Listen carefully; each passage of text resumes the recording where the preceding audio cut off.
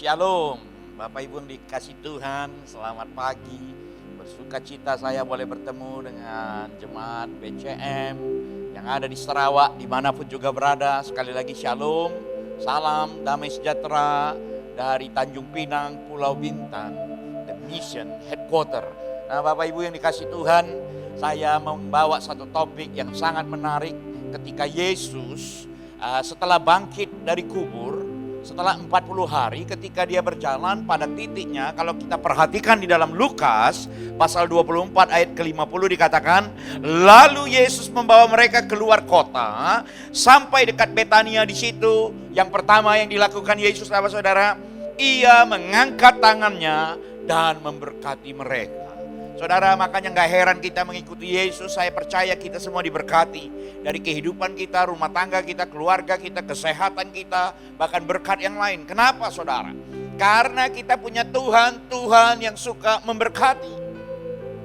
Bapak Ibu yang dikasih Tuhan, kalau kita perhatikan ini adalah sebelum dia terangkat di sorga. Nah, waktu itu setelah dia memberkati dan dikatakan, Alkitab mengatakan Yesus perlahan-lahan terangkat naik ke sorga. Terus apa yang terjadi? Dikatakan para murid-murid mereka sujud menyembah kepadanya, lalu mereka pulang ke Yerusalem dengan bersukacita. Mereka senantiasa berada di dalam bait Allah dan memuliakan Allah. Saudara ini kasih Tuhan, ketika murid-murid dibawa sampai ke satu titik dan Yesus mengangkat tangan memberkati mereka, habis itu dia terangkat dan dikatakan para murid itu semua sujud menyembah. Dan tiap hari, saudara, dikatakan hari-hari mereka ada di bait Allah, dikatakan senantiasa berada dalam bait Allah dan memuliakan Allah. Bapak Ibu yang dikasih Tuhan, saya teringat akan satu ayat yang berkata, atau tidak tahukah kamu bahwa tubuhmu adalah bait Roh Kudus yang diam di dalam kamu, Roh Kudus yang kamu peroleh dari Allah, dan bahwa kamu bukan milik kamu sendiri. Bapak Ibu yang dikasih Tuhan, ini rumah bait Allah. Bapak Ibu dikasih, tubuh kita adalah bait Allah. Apakah rumah ini, hari-hari ini, dalam kondisi yang seperti ini, apakah kita masih memuji dan menyembah Dia? Saudara, firman Tuhan katakan di dalam Roma 12 ayat 1. Karena itu saudara-saudara, demi kemurahan Allah aku menasihatkan kamu supaya kamu mempersembahkan tubuhmu sebagai persembahan yang hidup, dikatakan yang kudus dan yang berkenan kepada Allah, itu adalah ibadahmu yang sejati. Bapak Ibu jemaat BCM Kucing yang saya hormati, yang saya kasihi, tubuh ini adalah bait Allah. Dan tubuh ini biarlah kita persembahkan sebagai persembahan yang kudus, karena itulah ibadah kita yang sejati. Tuhan memberkati kita, bagian kita adalah mempersembahkan hidup ini untuk memuji dan menyembah Dia.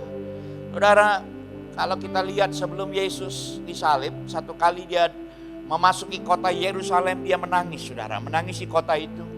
Dan ketika dia mendekat di bait Allah, apa yang dia lakukan waktu itu, saudara? Lalu Yesus masuk ke bait Allah dan mulailah ia mengusir semua pedagang di situ, katanya kepada mereka, ada tertulis, rumahku adalah rumah doa, tetapi kamu menjadikannya sarang penyamar. Saudara, Tuhan Yesus begitu marah ketika dia sampai di bait Allah, karena dia menemukan banyak pedagang, saudara, jual beli, tukar menukar uang, saudara, ada di dalam rumah Tuhan. Dan dia mengamuk, dia mengusir semua mereka keluar. Dan dikatakan, tahukah kamu, rumahku akan disebut rumah doa bagi segala bangsa. Bait Roh Kudus ini, saudara. Jemaat yang dikasih Tuhan, rumah ini harus diisi dengan rumah doa. Bukan diisi dengan segala akal, pikiran, kecurangan, saudara. Segala sesuatu yang ingin menguntungkan hidup kita. Apalagi mengambil keuntungan dalam rumah Tuhan. Bapak Ibu ini kasih Tuhan, biarlah hidup ini, hidup saya dan saudara, kita boleh persembahkan untuk hormat dan kemuliaan rumah bagi nama Tuhan. Nah saudara, seringkali kita ada di gereja dulu, saudara ya. Kita hampir sudah 2 bulan ini, saya ingat. Sejak lockdown, kalau di Indonesia itu dari tanggal 22 Maret sampai hari ini sudah hampir 2 bulan, saudara. Nah, di Malaysia mungkin lebih awal, saudara ya. Bapak Ibu, sebelumnya kita sering ke gereja. Tapi seringkali waktu kita ada di rumah Tuhan, kayaknya cuma pakaian dan penampilan kita aja yang ada di dalam rumah Tuhan. Sementara hati dan pikiran kita ada kemana-mana, saudara. Dulu kita datang ke gereja ketika hamba Tuhan berkhotbah, kita seolah-olah lagi baca firman lewat iPad, lewat handphone, saudara. Padahal kita sedang lihat FB, sedang posting sesuatu, sedang WhatsApp kawan kita, sedang ngomongin pendeta. Pendeta ini khotbah lama betul, bosan aku. Saudara, dan hari-hari ini Tuhan izinkan supaya saudara menonton, menggunakan digital media saudara juga untuk mendengar firman Tuhan. Tapi saya mau katakan kepada saudara, biarlah hari-hari ini hidup saya dan saudara kita persembahkan buat Tuhan. Jangan hanya penampilan luar kita saja, saudara. Nah, saudara yang dikasih Tuhan, Bapak Ibu yang saya kasihi, di dalam 1 Tesalonika 5 ayat 17 katakan, tetaplah berdoa. Hari ini tema khotbah ini, tetaplah berdoa. Karena rumah ini Tuhan mau persembahkan menjadi persembahan yang kudus, saudara, sebagai ibadah yang sejati. Dan rumah ini disebut rumah doa bagi segala bangsa. Hari-hari ini di dalam masa berdiam diri, biarlah kita, saya dan saudara banyak bersafaat buat orang lain. Nah, Bapak Ibu yang dikasih Tuhan, sekarang pertanyaannya apa sih arti doa bagi kita? Ngapa sih kita mesti berdoa, Pak Pendeta? Kadang-kadang kan kita sudah doa makan, doa bangun, doa apa. Hari ini saya mau ngajar 3 step yang sederhana, saudara. Kenapa kita perlu berdoa? Doa itu membuat Tuhan dekat sama saya dan saudara.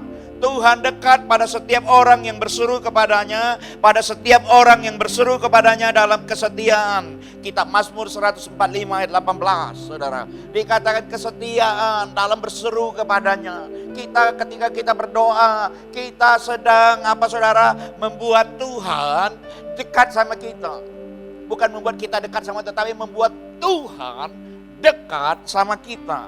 Dan apabila kamu berseru dan datang untuk berdoa kepadaku, maka aku akan mendengarkan kamu, kata kitab Yeremia pasal 29, saudara. Bukan hanya itu saja, saudara. Mintalah maka kamu akan diberikan kepadamu, carilah maka kamu akan mendapat, ketoklah maka pintu akan dibukakan bagimu. Bapak Ibu yang dikasih Tuhan, hari-hari ini saya dan saudara perlu berdoa. Karena berdoa mendekatkan Tuhan sama kita. Kalau kita masuk lagi ke bagian kedua, bagaimana sih Pak sebenarnya kita bisa berdoa itu bagaimana sih Pak? Ada orang masuk menara kah? 2 jam doa kah? 3 jam doa kah? 4 jam doa kah? Bapak Ibu yang dikasih Tuhan, dengar baik-baik jemaat BCM Kucing dan sekitarnya yang di Sarawak. Saya mau katakan, Tuhan mengajar kita berdoa dengan cara yang sangat sederhana. Dikatakan, tetapi jika engkau berdoa, masuklah ke dalam kamarmu, tutuplah pintu, dan berdoalah kepada Bapamu yang ada di tempat tersembunyi. Maka Bapamu yang melihat yang tersembunyi akan membalasnya kepadamu. Saudara, bagaimana kita berdoa? Tuhan kasih jelaskan. Masuk kamarmu, kunci. Membangun hubungan pribadi dengan Tuhan. Ini kita bicara soal doa pribadi, bukan doa corporate, saudara. Dan saudara dikasih Tuhan, tapi Tuhan juga kasih aturan mainnya, saudara, supaya kita ini doa juga nggak sia-sia. Dikatakan dalam Yakobus pasal 5 ayat 16 dikatakan kita ini perlu mengaku dosa. Jadi sebelum saudara datang ke dalam hadirat Tuhan, periksa hidupmu, adakah sesuatu yang menjadi ganjalan, adakah dosa yang saya buat terhadap saudara yang dikasih Tuhan, adakah dosa yang saya buat atau dosa tanpa sengaja kita lakukan, saudara. Mengaku dosa dan saling mendoakan supaya kamu sembuh. Jadi yang pertama mengaku dosa dulu, saudara. Kalau saudara mau berdoa, Tuhan ampuni aku, kuduskan hidupku. Hari ini aku emosional gak bisa tahan, Tuhan. Hari ini aku begitu marah. Hari ini aku ada iri hati timbul dalam hatiku. Kuduskan aku, Tuhan. Itu yang pertama, saudara. Mengaku dosa. Yang kedua, Roma 12 ayat 12, intinya kita ini perlu berdoa dengan tekun, saudara. Kadang-kadang kita mau doanya instan. Hari ini kita doa, 2 jam lagi Tuhan jawab. Tapi seringkali kan cara kerja Tuhan kita gak bisa dikte, saudara. Tapi Tuhan ingatkan untuk saya dan saudara, berdoalah dengan tekun. Artinya kita mau ingatkan Tuhan terus. Saya tidak pernah bosan, saudara. Ketika orang bilang, Pak tolong doakan ini, Pak tolong doakan itu, saya akan doa, saudara. Sampai doa. Kalau sampai Tuhan pun gak jawab, it's okay, saudara.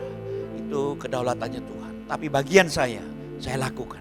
Nah saudara, yang ketiga, yang C, saudara, tadi sudah mengaku dosa, berdoa dengan tekun. Dikatakan apa saudara? Ampunilah dahulu sekiranya dan ada barang sesuatu dalam hatimu terhadap seseorang. Artinya, yang ketiga, saudara perlu mengampuni. Yang pertama, ngaku dosamu. Saudara ini kasih Tuhan.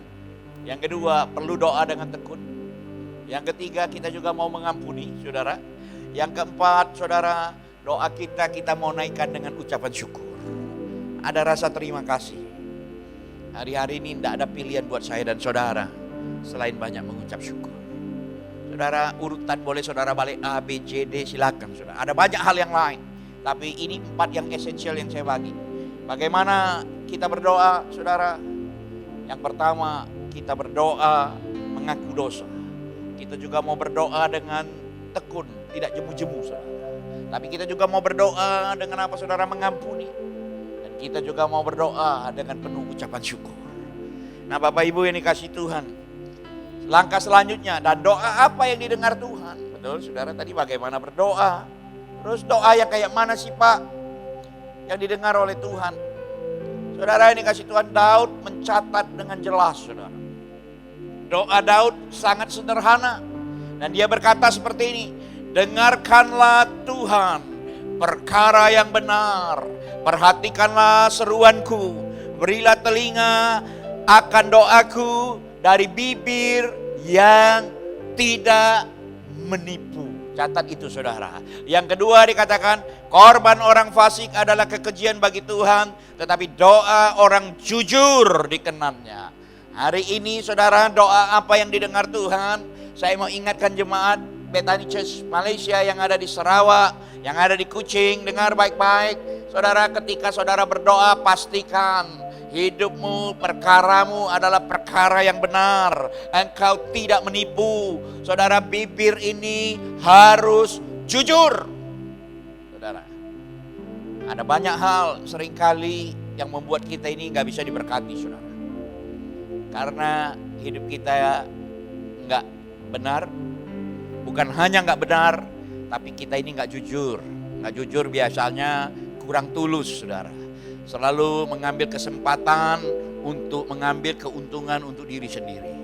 Kalau kita ada seperti itu, Bapak Ibu yang dikasih Tuhan, ini masa-masa berdiam diri ini, mari kita introspeksi supaya kita ini boleh hidup benar. Ya bagaimanalah pastor, saya ini mau hidup benar, tapi kan sikit-sikit tak apalah, cincai-cincai tampuklah.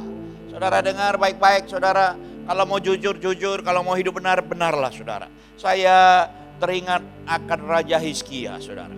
Kalau saudara perhatikan, orang ini raja muda saudara. Sejak muda dia sudah menjadi raja. Dan apa yang dilakukan dikatakan, dicatat oleh Alkitab, selalu berhasil. Saya bacakan saudara, demikian firman Tuhan. Demikianlah perbuatan Hizkia di seluruh Yehuda. Ia melakukan apa yang baik. Saudara perhatikan, dia melakukan apa yang baik. Oke, baik, semua orang bisa melakukan hal yang baik saudara. Bahkan kadang-kadang orang yang gak kenal Tuhan sekalipun dia melakukan jauh lebih baik daripada orang gereja. Yang kedua yang dia lakukan bukan hanya apa yang baik, tapi dia lakukan apa yang jujur. Saudara, ada banyak orang pintar, ada banyak orang hebat, tapi hidupnya gak jujur saudara. Bahkan satu kali surat kabar mensurvei saudara, ternyata cari orang jujur itu betapa susahnya. Lebih banyak orang melakukan kecurangan daripada mencari kejujuran saudara. Dikatakan Hizkia melakukan apa yang baik, apa yang jujur, dan perhatikan saudara, dan apa yang benar di hadapan Tuhan. Baik, jujur, benar saudara. 3 hal yang sederhana yang hari-hari kita bisa lakukan. Masalahnya mau apa tidak saudara. Bukan hanya baik, jujur, dan benar saudara. Dikatakan dalam setiap usaha yang dimulainya untuk pelayanan terhadap rumah Allah, dalam setiap usaha di dalam pelayanannya, di dalam pengabdiannya, di dalam rumah Tuhan, walaupun dia raja saudara, dan untuk melaksanakan Taurat dan perintah Allah, ia mencari Allahnya. Bayangkan saudara, sudah dia lakukan hal yang baik, dia lakukan hal yang jujur, dia lakukan hal yang benar. Jujur dan benar saudara, ini unsur doa yang akan didengar Tuhan. Ditambah lagi ketika dia melakukan apa saja, ia mulai di dalam pelayanan. Yang keempat, dia mencari Allah. Bukan mencari Allah saja saudara, dikatakan semuanya dilakukan dengan segenap hati. Saudara, sehingga segala usahanya berhasil. Catat saudara. Ada banyak pekerja keras di gereja di mana-mana saudara. Atau orang banting tulang dari pagi sampai malam, kerja kiri, kerja kanan. Kok hidupnya kayaknya gak diberkati. Jangan-jangan saya ini mau dipakai Tuhan Pak. Waduh, banyak kali orang alasan saudara ya. Sudah jungkir balik kiri kanan, kayaknya mau dipakai Tuhan. Tapi kita periksa dulu kembali. Sudahkah kita lakukan hal yang baik? Sudahkah kita jujur terhadap diri sendiri saudara? Terhadap orang lain dan terhadap Tuhan. Ada banyak orang dipakai di dalam pelayanan luar biasa saudara. Tapi sama dirinya dia gak jujur. Gelarnya pun dia pakai gelar kaleng-kaleng saudara. Gelar abal-abal. Saudara dengar baik-baik, kita perlu baik, kita perlu jujur, kita juga perlu benar di hadapan Tuhan. Dan kita cari Tuhan terlebih dahulu dan kita mau lakukan dengan segenap hati. Maka segala pekerjaan saudara, firman Tuhan yang mencatat akan berhasil. Nah Bapak Ibu ini kasih Tuhan, kalau saya ambil ingat lagi soal doa saudara, ketika Musa dan orang Israel begitu tertekan saudara, di dunia perbudakannya orang Mesir, ketika mereka berseru-seru saudara, saya ambil dari Kisah Para Rasul saudara, yang mengkopi apa yang terjadi di Mesir waktu itu, dikatakan, aku telah memperhatikan dengan sungguh kesengsaraan umatku di tanah Mesir. Saudara dengar baik-baik, ketika engkau berdoa, engkau masuk kamar, engkau kunci, saudara ini kasih Tuhan, engkau berdoa dengan cara yang benar, engkau mengampuni, engkau mengaku dosa dengan ucapan syukur, saudara, engkau dengan jujur dan benar. Firman Tuhan katakan apa? Tuhan menjawab doa, Tuhan mendengar doa, Tuhan merespon, saudara, dan tentu Tuhan akan melangkah turun, saudara. Dan dikatakan apa? Aku telah memperhatikan dengan sungguh-sungguh kesengsaraan umatku. Apa yang menjadi pergumulan saudara hari-hari? Bapak Ibu dikasih Tuhan, saya ini kan sudah melayani 24 tahun saudara. Gembala saudara sama saya hampir 10 tahun lebih. Saudara, kan saya juga jatuh bangun. Saya dari seorang saudara peneliti, pengusaha saudara, dan jadi hamba Tuhan. Semua juga penuh dengan jatuh bangun dan proses saudara. Bukan yang main spontan langsung jadi, tetapi masalahnya saudara, apakah ketika kita memasuki pergumulan, satu karena kesalahan kita sendiri, karena dosa kita, atau karena memang Tuhan yang mengizinkan itu, tetapi intinya apakah kita berseru sama Dia seperti yang tadi poin-poin yang diajarkan. Nah, saudara ini kasih Tuhan, dikatakan aku telah melangkah, dikatakan aku memperhatikan dengan sungguh, Tuhan memperhatikan, dan dikatakan aku telah mendengar keluh kesah mereka. Keluh kesah ini groaning saudara ya. Kalau di dalam terjemahan bahasa aslinya, saya kan gak jago bahasa asli saudara. Dikatakan seperti orang kesakitan, mau melahirkan saudara, mau beranak saudara. Saya melihat istri saya 2 kali ketika dia mau melahirkan anak pertama, anak kedua. Begitu struggling saudara, khususnya anak yang pertama. Guling kiri, guling kanan, guling kiri saudara. Karena panas saudara, rumah sakit kelas 3, ada 2 orang di kamar itu, tapi waktu itu gak ada orang saudara. Jadi dia tidur di lantai supaya lebih dingin badannya saudara. Waduh, perut sudah kesakitan. Aduh babi sakit kak. Sampai masuk di bawah kolong tempat tidur saudara. Sampai saya, mami ayo dong keluar dong mami. Sudah doa kita, aduh, sampai di bawah kolong saudara. Dan ketika dia menjerit kesakitan, pergumulan ketika anak itu mau keluar saudara. Dan saya bisa melihat dan saya bisa merasakan. Nah Kisah Rasul pasal 7 bilang begini saudara, aku telah mendengar keluh kesah. Dikatakan I have heard your saudara ya, jeritan yang Tuhan melangkah turun, dikatakan, dan aku telah turun untuk melepaskan mereka. Bapak Ibu jemaat yang dikasih Tuhan, kalau Tuhan yang turun melangkah ke rumahmu, kalau Tuhan yang turun melangkah ke usahamu, kalau Tuhan yang melangkah turun ke pekerjaanmu, Apa yang tidak bisa selesai? Saudara, kalau menteri besar aja datang ke rumahmu, saudara mungkin mempersiapkan sesuatu yang wow. Betul? Jangankan menteri besar, saudara gembala, saudara bilang, kalau COVID mungkin saudara tutup pintu ya saudara. Kalau Pak Daniel mau telepon, saya mau ke rumah kamu sekarang. Oh jangan dulu pastor, nanti. Saudara, kalau dulu berebut, saya ini dari Batam ke Tanjung Pinang saudara. Biasanya if I posting something in my Facebook on the way, saudara ya, to mission headquarter, on the jetty, on the harbor. Sebentar WhatsApp sudah masuk, sudah makan pastor, sudah ngopi pastor, semua sibuk mau berebut jemput saudara. Tapi sekarang ini saya di gereja minum kopi sampai kopi saya habis sampai dingin pun tak ada yang ajak saya makan saudara. Mereka pastor, sorry lah pastor ya, wait for after COVID lah pastor. Nah saya yakin juga saudara, kalau seandainya gembala saudara Pak Daniel Ginting tiba-tiba bilang, aku mau ke rumah kamu ya Musyen, aku mau ke rumah kamu ya Christina, aku mau ke rumah kamu ya Ronald. Saudara bilang, wait pastor, wait. Saudara ini kasih tahu, tapi saya mau ambil ini. Kalau Tuhan yang datang ke rumahmu, masalah apa yang gak selesai? Bapak Ibu ini kasih Tuhan, mari kita mau ambil bagian lakukan saudara, sesuai dengan firman Tuhan. Supaya Tuhan boleh melangkah, turun dalam hidupmu. Dan habis itu apa saudara? Dikatakan, engkau akan kuutus kembali ke tanah Mesir. Artinya Tuhan setelah menembus saya dan saudara, tentu Dia akan kembalikan kita di ladang di mana kita mulainya saudara. Kembalikan di mana kita supaya bisa memenangkan orang-orang sekitar kita. Nah saudara ini kasih Tuhan. 2 Tawarik juga mencatat ketika satu kali orang Israel itu memasuki masa kondisi yang tidak baik. Yang dikatakan apa saudara? Firman Tuhan berkata, dan umatku yang atasnya namaku disebut saudara.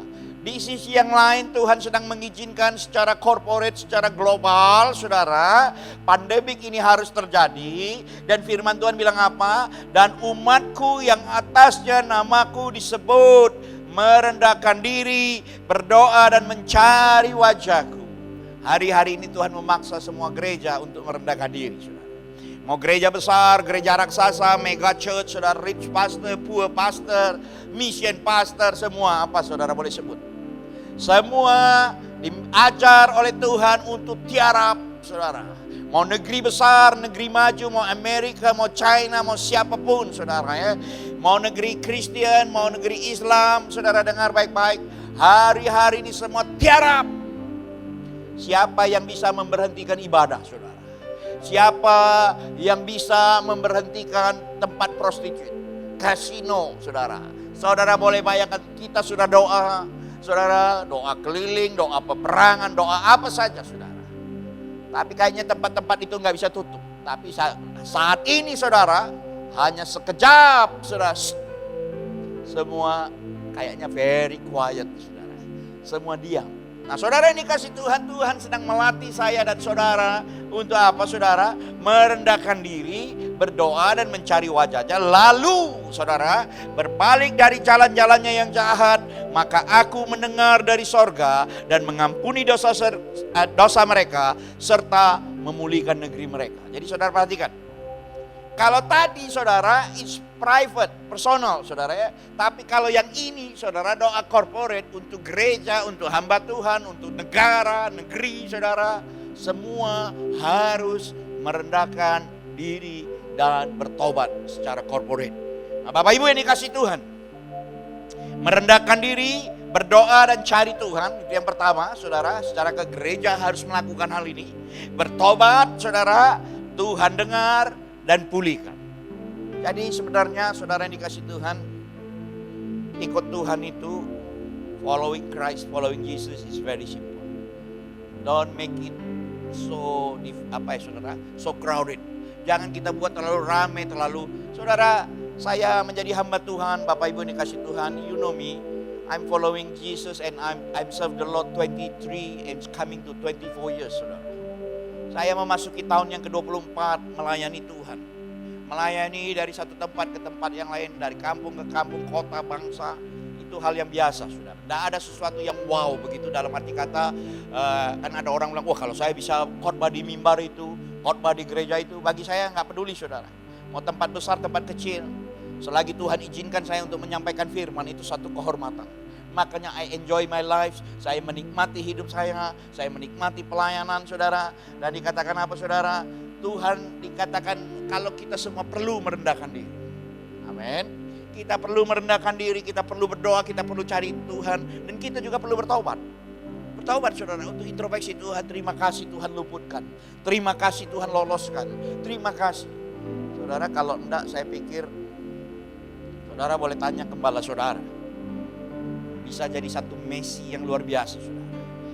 Maret tanggal 16 itu kami rencana akan membuka POAB saudara di Purwokerto di Jawa Tengah. Bersama dengan Gembala Rayon 2, wakilnya semua rombongan mau datang saudara. Karena saya tanggal 3-4 runding sama mereka. Because I was preaching in the pastor conference Rayon 2 saudara. Dan saudara what happened saudara di situ sumber pandemiknya saudara. Sumber segala sesuatu terjadi, salah satu klaster yang menghebohkan Indonesia. Saudara, mereka kena COVID, saudara, pass away, my friend, good friend. Makanya bulan Maret saya banyak berduka dan tiarap berdiam diri, saudara. Belum lagi saudara yang antar jemput saya di Papua, saya ingat betul dia foto dengan sukacita. Young businessman, saudara, sangat diberkati. Foto pastor, wah terima kasih boleh antar jemput, saudara ya. And suddenly he's gone also. Dan saya sempat tertuduh, jangan-jangan saya yang bawa carrier. Kalau saya bawa carrier gawat ini, saya sudah ketemu keluarga, ketemu dosen, ketemu orang gereja. Tapi saya percaya semua kedaulatan ada di tangan Tuhan. Jadi saya perlu bertobat juga untuk introspeksi. Terima kasih Tuhan. Kalau sampai hari ini masih bisa hidup, artinya apa saudara? Artinya ada banyak pekerjaan, tugas dan tanggung jawab yang akan kami lakukan lebih giat lagi. Amin. Nah saudara ini kasih Tuhan. Harusnya kita ini seperti Habakuk hari-hari ini Bapak Ibu ini kasih Tuhan. Habakuk pasal 2 ayat 1 bilang begini. Aku mau berdiri di tempat pengintaianku, berdiri tegak di menara. Aku mau meninjau dan menantikan apa yang akan difirmankannya kepadaku. Dan apa yang akan dijawabnya atas pengaduanku. Saya berani percaya kita BCM Kucing pun gereja-gereja yang ada di Sarawak BCM semua adalah gereja yang berdoa. Pasti kita mengadukan perkara kita di hadapan Tuhan. Tuhan, it's too long already COVID Tuhan. Kami sudah rindu untuk beribadah, kami sudah rindu untuk beraktivitas, kami sudah rindu untuk sekolah. Saudara betul ya? Nah saudara ini kasih Tuhan, harusnya saya dan saudara gereja ini kita saudara berdiri di tengah-tengah. Melihat keadaan dan kita sampaikan sama Tuhan. Dan ketika Tuhan bicara sama kita, kita juga sampaikan.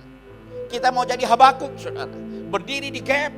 Tapi Habakuk satu kali pun ketika situasi sangat menggenaskan sehingga dikatakan kambing domba terhalau sudah, pohon ara pun gak berbuah, saudara bayangin tanaman gak berbuah, hewan sudah gak ada. Dia bilang apa saudara? Antara hidup dan mati, antara kelaparan dia bilang apa? Sekalipun saudara, ini semua terhalau, aku tetap mau memuji dan menyembah Tuhan.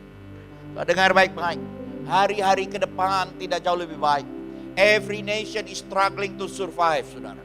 Tidak ada negara yang pertumbuhan, the growth is positive, all negative. Only 3 countries, saudara. Hanya 3 negara, India, China, and Indonesia itu pun plusnya hanya kecil saja. Nah saudara yang dikasih Tuhan hari-hari ini, saudara Tuhan memang izinkan sedang menggoncang. Kalau saudara lihat Ibrani pasal 12 dikatakan, waktu itu suaranya menggoncangkan bumi, tetapi sekarang ia memberikan janji, satu kali lagi aku menggoncangkan bukan hanya bumi saja, melainkan langit. Saudara lihat ya, sesaat semua pesawat terbang itu bisa stop. Dulu saya pikir ketika Tuhan menggoncang langit itu berarti badai, typhoon, saudara ya, the plane collapse, semua stop. No, Tuhan cukup izinkan coronavirus happen, saudara, all the flight pakai, standby semua nggak terbang. Saudara bisa lihat berapa banyak company perusahaan penerbangan yang bankrupt gara-gara nggak bisa terbang. Nah saudara, bukan hanya langit yang Tuhan goncang saudara, tetapi bumi pun Tuhan goncang. Saudara, beberapa waktu yang lalu ada breaking news dikatakan begini, for the first time ever the price of oil is now negative. Harga minyak tiba-tiba nggak ada harga saudara. Yang sudah isi di tangki kapal, tanker pun tak ada yang mau ambil. If you want to take it, you can take it, but you pay the transportation. Tidak ada yang mau saudara. Makanya ketika diambil satelit, saudara bisa lihat gambarnya saudara. Ini all the oil tankers yang parkir saudara, dilepas-lepas pantai saudara. Tidak tahu minyaknya mau dibawa kemana. Kalau minyak aja tergoncang saudara, langit digoncang, bumi digoncang, pastilah ekonominya juga akan digoncang. The next financial crisis will be worse than 2008 crash. Global recession a serious danger in 2020. Saudara dengar baik-baik, di mana-mana saudara hari-hari ini orang sudah memperkirakan akan ada banyak goncangan ekonomi yang lebih jelek dari 2008. Beginilah. Saudara, saya hanya mengingatkan jemaat ini, sebenarnya saya ingatkan waktu bulan September ketika kita memasuki tahun yang mau masuk tahun baru, saudara. I just told my members, my team, saudara, remind you members, jangan spend on investation. Jangan saudara menghabiskan uang untuk investasi, saudara, tetapi biarlah hari-hari ini we have cash. Hari ini orang perlu uang segar, saudara, uang cash. Kita nggak perlu sibuk investasi kiri dan kanan. Nah, saudara, ini kasih Tuhan. Terus bagaimana kita, Pak? Nggak ada jalan keluar, saudara. Saya hanya ingin mengingatkan satu-satunya adalah doa dan doa dan doa. Tadi kan sudah kasih tahu, saudara, bagaimana berdoa, cara simple, ikut Tuhan. Saudara, sebagai penutup, hidup ini harus tetap berarti, saudara. Filipi 1 ayat 21, bagiku hidup adalah Kristus dan mati adalah keuntungan. Ini the missionary pilot, saudara. Dunia Kristen, dunia misi baru saja kehilangan beberapa hari yang lalu, saudara. Joyce Lynn ini, the American MIT graduate IT, a pilot of MAF, saudara. Terbang 2 menit, jatuh masuk ke danau, tenggelam di kedalaman 13 meter. Hidupnya dia pakai untuk mengabdi untuk jiwa-jiwa. Saudara, saya pikir hidup ini tidak jauh lebih berharga daripada kita yang masih hidup, saudara. Biarlah saya dan saudara terus boleh jadi berkat. Amin. Kalau aku mati itu berarti bagiku adalah keuntungan, tapi kalau aku hidup itu berarti bekerja, menghasilkan buah. Saudara, ini kasih Tuhan, hari-hari ini tidak ada jalan lain ketika kita mendekatkan diri sama Tuhan. Yang kedua, biarlah Tuhan pakai kita dalam kondisi apapun, tetap memberitakan kabar baik. Amin. Jemaat Kucing, saya percaya saudara, segala sesuatu akan berubah. Hidup ini akan berubah, tapi kita bisa adjustable, saudara. The church must adjust the condition and situation. The church must hibernate, hibrida, saudara, hybrid, saudara, untuk menyesuaikan keadaan. Dan saya percaya tangan Tuhan yang besar, tangan Tuhan yang kuat akan menyertai hidup saya dan saudara. Maju terus Bethany Church Kucing, maju terus Bethany Church Malaysia yang ada di Sarawak. Let's us move on, saudara, biar kita terus boleh dipakai untuk menjadi saksi. Mari kita berdoa. Bapa Surgawi, hamba-Mu selesai menyampaikan firman. Dimanapun umat-Mu berada, Engkau memberkati mereka semua. Jadikan mereka pelaku-pelaku firman-Mu. Hari-hari ini biarlah terus kami boleh menjadi rumah doa bagi segala bangsa. Hidup kami terus boleh mengandalkan Tuhan. Terima kasih buat firman-Mu. Dalam nama Yesus. Haleluya. Amin.